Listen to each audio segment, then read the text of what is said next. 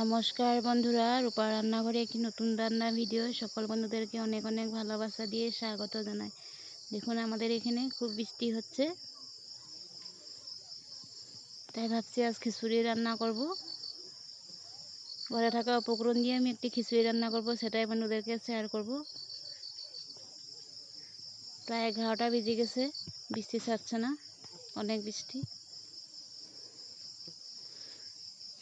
খুব কম উপকরণ দিয়ে দারুণ একটি খিচুড়ি রান্না, বৃষ্টির মধ্যে খেতে ভালো লাগবে।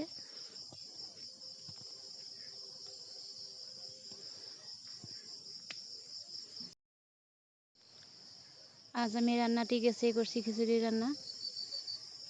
সরষের তেল দিয়ে যে 3টি শুকনো লঙ্কা ফোড়ন দিয়েছি, লঙ্কাটাকে অল্প সময় ভেজে নিয়েছি। ভেজে 2টি তেজপাতা দিয়ে দিচ্ছি, সাদা জিরা ফোড়ন দিচ্ছি।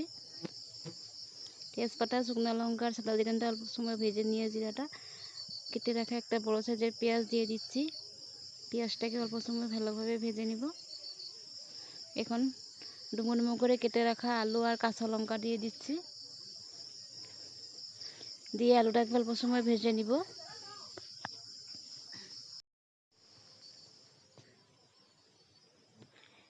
কেটে রাখা 2টি কাঁকরোল দিয়ে দিচ্ছি। কাঁকরোল আর আলুটাকে আমি অল্প সময় খুব ভালোভাবে ভেজে নিব। যে ধুয়ে রাখা মুগের ডাল আর মসুর ডাল জল ঝরিয়ে রেখেছিলাম, সেটাকেও দিয়ে দিচ্ছি।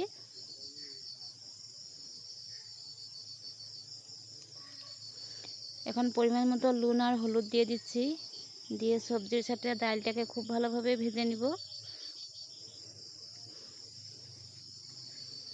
ডালটা ভাজা প্রায় আমার হয়ে এসেছে, এখন চাউলটাকে দিয়ে দিব। দেখুন চাউল ধুয়ে জল ঝরিয়ে রেখেছিলাম, এখানে 500 ডাল দিয়েছি আর 300 চাউল দিয়েছি। ডালের পরিমাণটা বেশি দিয়েছি।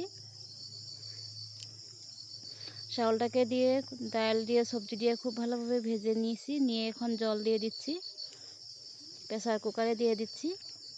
1 চামচ ঘি দিয়ে আমি বসিয়ে দিব। 1 চামচ ঘি দিয়ে আমি কুকারটাকে বসিয়ে দিয়েছি।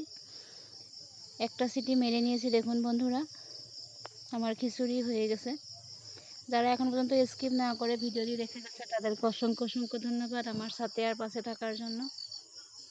সবার প্রথমে একটি লাইক দিয়ে শেষে খুব সুন্দর একটি কমেন্ট করে আমার বন্ধু হয়ে যাওয়ার অনুরোধ রইল। আর যারা নতুন বন্ধুরা এখনও আমার চ্যানেলটিকে সাবস্ক্রাইব করেন না, প্লিজ সাবস্ক্রাইব করে আমার পাশে থেকে যাবেন। দেখুন আমার খিচুড়ি হয়ে গেছে, কেমন হয়েছে কমেন্ট করে বলবেন। নমস্কার, সবাই যেন ভালো আর সুস্থ থাকে।